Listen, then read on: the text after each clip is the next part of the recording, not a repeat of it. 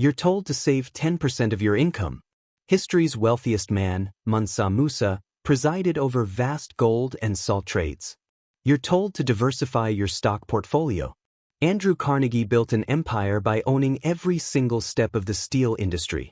For centuries, the playbook for generating almost unimaginable riches has been hiding in plain sight, and it's fundamentally different from the advice you hear today. The financial guidance we get is designed for slow and steady gains. It's about building a nest egg, retiring comfortably, and playing defense. But the wealthiest figures in history? They didn't play defense. They played a completely different game. They weren't just players in the economy, they were the economy. Their strategies weren't about earning a living, they were about building empires. In this video, we're pulling back the curtain on the 5 forgotten financial playbooks used by these titans of wealth. We're going to show you what they really did to build fortunes so vast they could disrupt entire economies with a single act of generosity, and what they did that you don't. This isn't about habits. It's about strategy. Playbook rule number 1. They didn't just participate, they owned the entire system.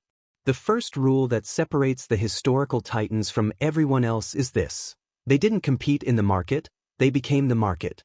Modern financial advice preaches diversification. Spread your money across different stocks, bonds, and sectors to minimize risk. It's a sound strategy for protecting what you have. But it's not how you build an empire. History's wealthiest figures practiced the exact opposite: radical, ruthless consolidation. They didn't want a piece of the pie. They wanted the entire bakery. Take John D. Rockefeller, the founder of Standard Oil. In the late 19th century, the oil industry was chaotic, filled with countless small-time drillers and refiners all competing, which drove prices down and created instability. While everyone else was scrambling for a piece of the action, Rockefeller saw a different game. He realized the real power wasn't in drilling for oil, but in controlling its refinement and distribution. He started by methodically buying up his rival refineries in Cleveland, a strategy we now call horizontal integration. And he was relentless. He'd offer a competitor a fair price for their business. If they refused, he would use his immense scale to start a price war, dropping the price of kerosene so low that smaller companies couldn't compete and were forced to sell out. But he didn't stop there. He then mastered vertical integration. He bought the pipelines and railroad tank cars to move the oil.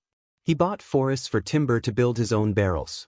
He bought warehouses to store the kerosene. He even ran his own network of spies to get intel on his competitors. By the 1880s, Standard Oil controlled over 90% of America's oil refining. He controlled the entire process from the moment oil left the ground to the moment it lit a lamp in someone's home. When you own the whole system, you don't worry about competition. You are the competition. You set the prices. You dictate the terms. Andrew Carnegie did the same thing with steel. He didn't just own the mills. He bought the iron or mines, the coal fields to power his furnaces, the ships and railroads to transport it all, and the factories to finish the product.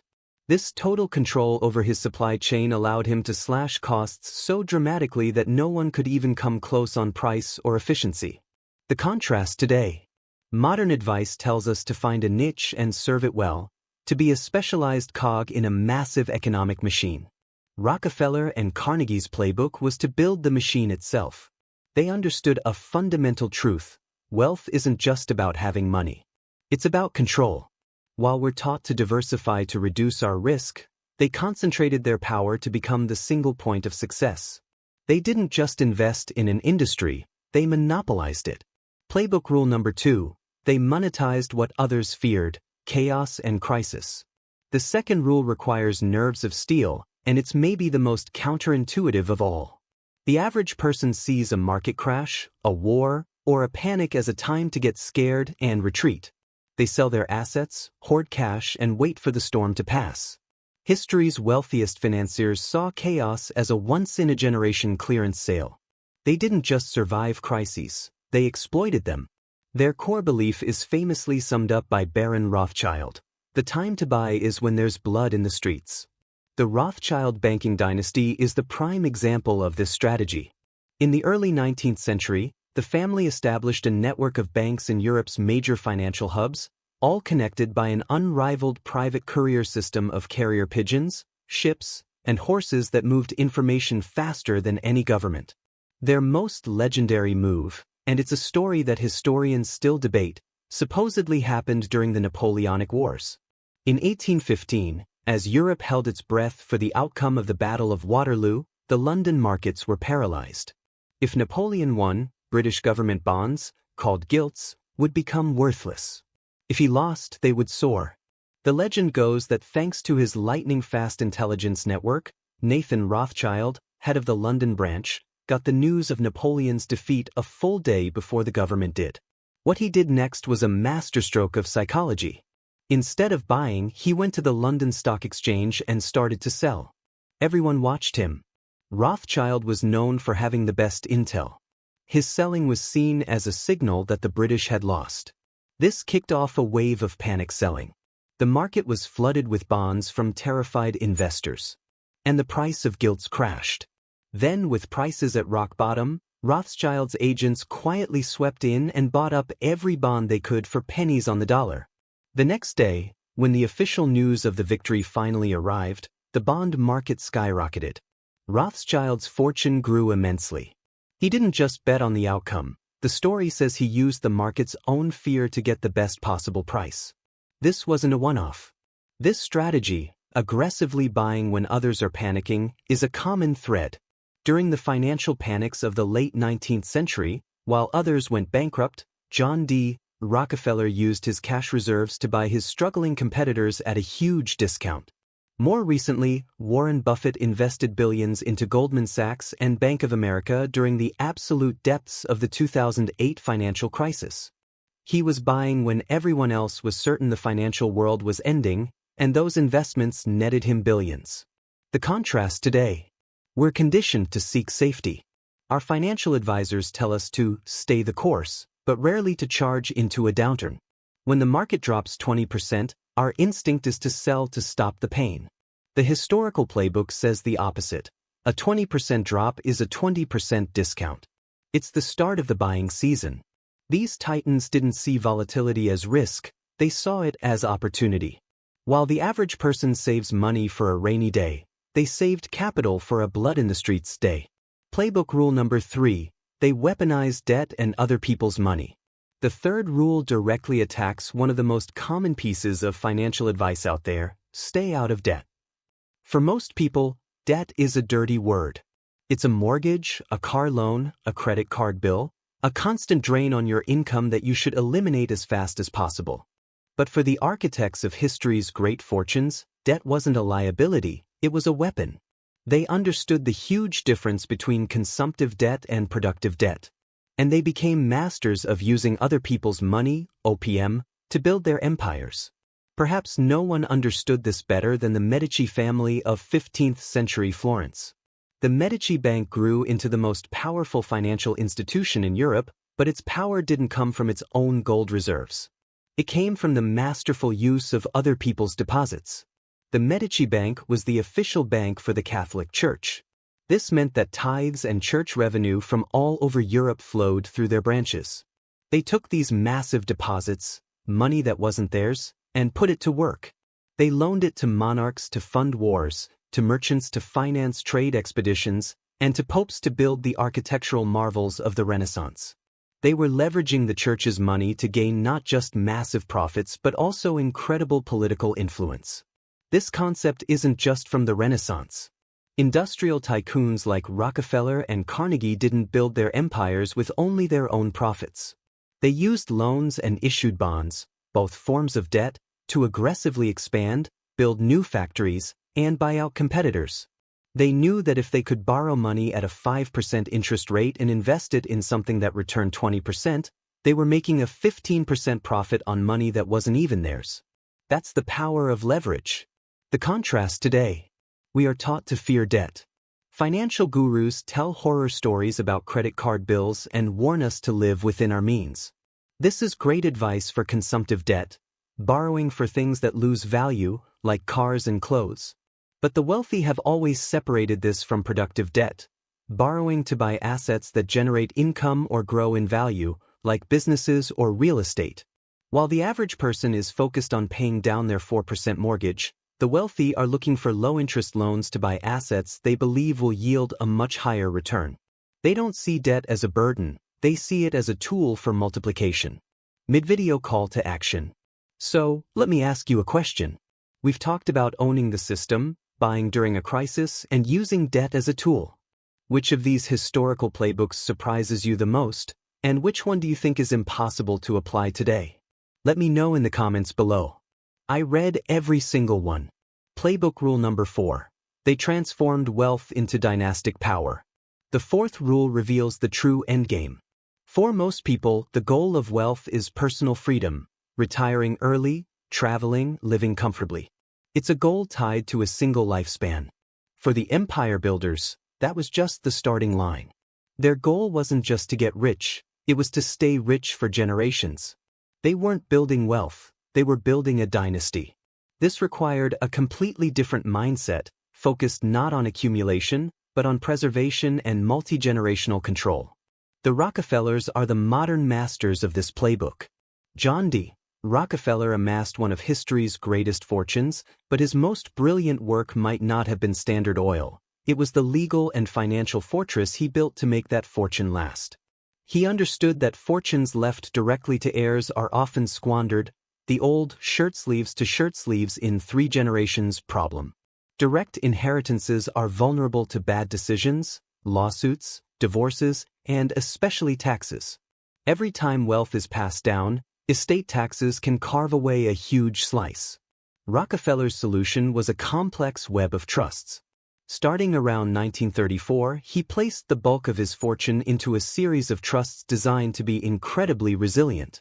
These trusts are legal entities that own the assets, the stocks, real estate, art, and businesses. Family members are not owners, they are beneficiaries. They receive payments from the trust, but they can't touch the original capital. This structure was genius.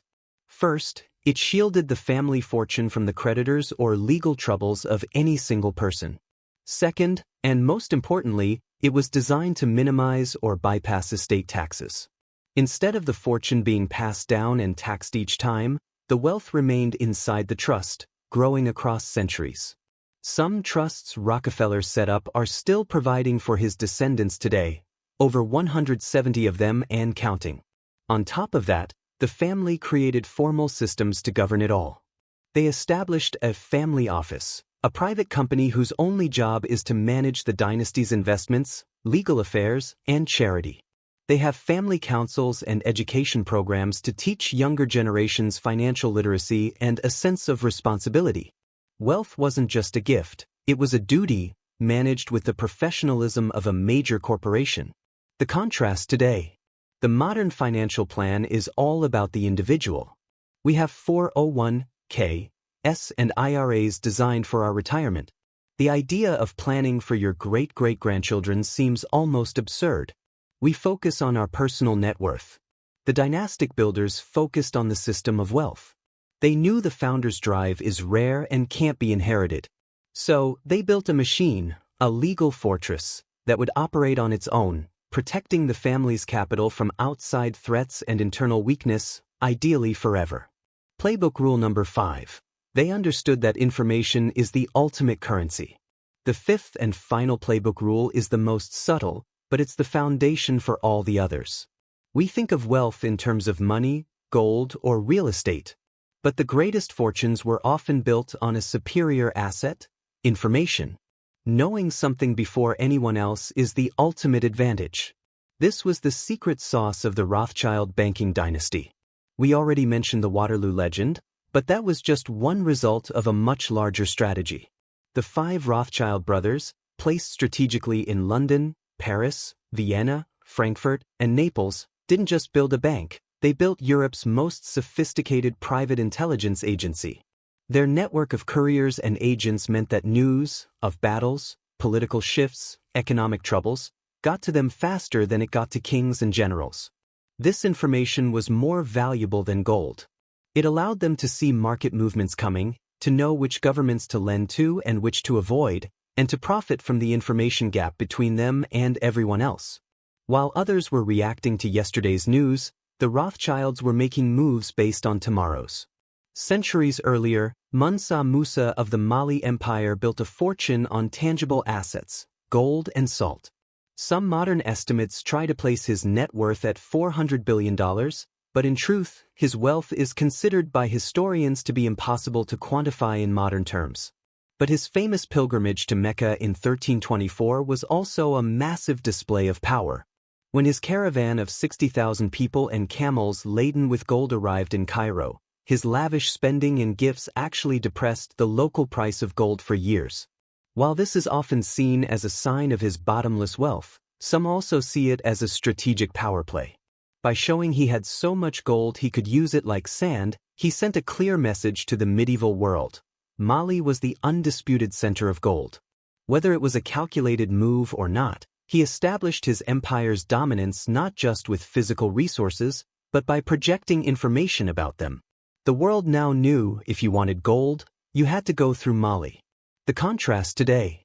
We live in the information age, where news is instant, which should level the playing field. And yet, the principle is the same. The ultra-wealthy today don't just consume information, they cultivate it. They invest in networks, join exclusive clubs, sit on boards, and build relationships that give them access to deal flow, opportunities the public only hears about months later, if at all. They know that by the time an investment idea hits a mainstream news channel, the biggest profits have already been made. While we're drowning in public data, they're navigating with private information. They aren't just looking at stock charts. They're trying to understand the political, technological, and cultural currents that will shape the markets of tomorrow. They know the person with the best information usually wins, and they invest in getting it just as aggressively as they invest in anything else. So, what are the forgotten playbooks of history's wealthiest people? Let's recap. 1. They didn't just compete in a market, they owned the system. 2. They didn't run from chaos, they ran towards it, cash in hand. 3. They didn't fear debt, they used it as a weapon. 4. They didn't just plan for retirement, they built dynasties designed to last for centuries. And 5. They knew the most valuable asset isn't gold, it's being the first to know. The common thread here is a mindset that's worlds away from what most of us are taught. Modern financial advice is about playing by the rules. The playbook of these titans was about writing the rules. It's about control, leverage, and playing a long game on an almost unimaginable scale. But you don't need an empire to start thinking like an emperor. The first step is to question the rules you've been taught. It's about understanding the difference between being a consumer in the financial system and being an owner. It's seeing a market downturn not as a disaster, but as a potential opportunity. It's about recognizing that not all debt is created equal. You might not build a fortune that can disrupt an economy, but by adopting even a fraction of this mindset, you can start playing a different game entirely. Call to action. If you want to keep exploring the strategies that separate the ultra-rich from everyone else, make sure you like this video and subscribe to the Wealth Saga channel. Hit that notification bell so you don't miss our next video, where we'll break down the counterintuitive habits of modern-day billionaires. What is the most powerful financial lesson you've ever learned from history? Share it in the comments below. Stay curious.